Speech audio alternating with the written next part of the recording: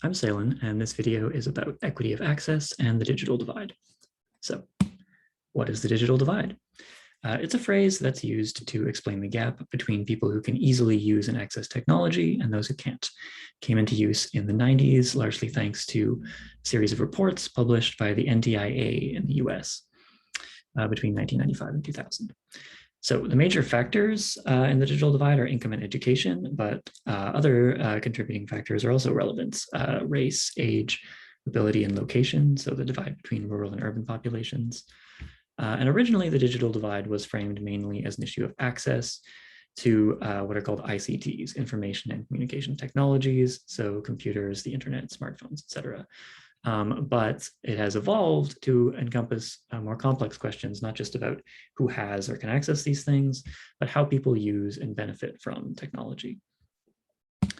So in Canada, we can see that most Canadians have access to high-speed Wi-Fi and cellular data, but not everyone does. The CBC reports that about 1 in 10 Canadian households have no internet connection whatsoever. As we can see in the graph on the right of median internet speeds, you can see that urban populations have download and upload speeds on average almost 10 times what people are experiencing in rural areas. In rural areas, only 40% of people have what the CRTC recommends as a download speed, which is around 50 megabytes per second. In Indigenous communities, it's estimated that's often as low as 30%. Furthermore, the pandemic has also widened the gap in connectivity between rural and urban areas. And even though connections are worse in rural areas, they're often more expensive as well.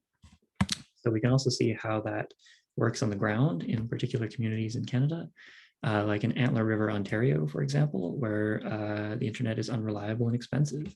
It can be up to $200 a month for one family and not stable enough to support video conferencing or virtual classrooms.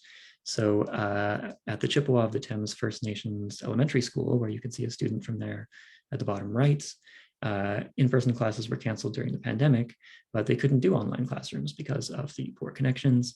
Students were learning at home with workbooks. Likewise, at the Shawatil First Nation, BC, you can see community members from there on the left.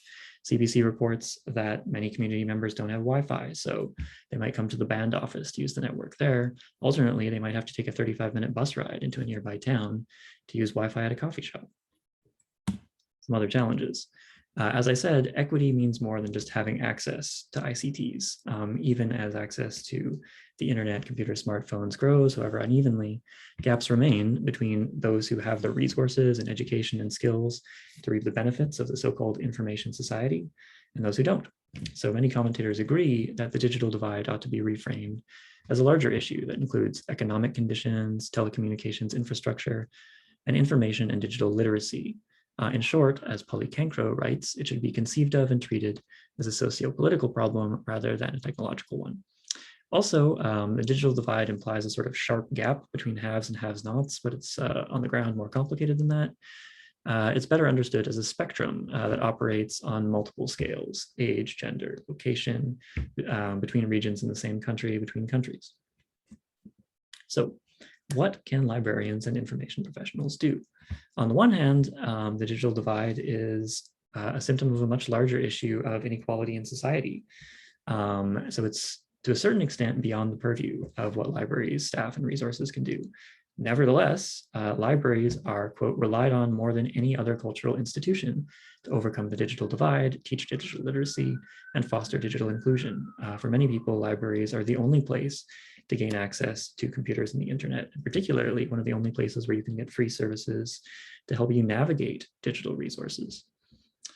Finally, one last point, Gorman reminds us that in order to narrow the digital divide, we shouldn't see technology as the be-all end-all. We can't just necessarily give people computers. Technology should be, he writes, integrated with and not a substitute for other library resources and services. Thanks.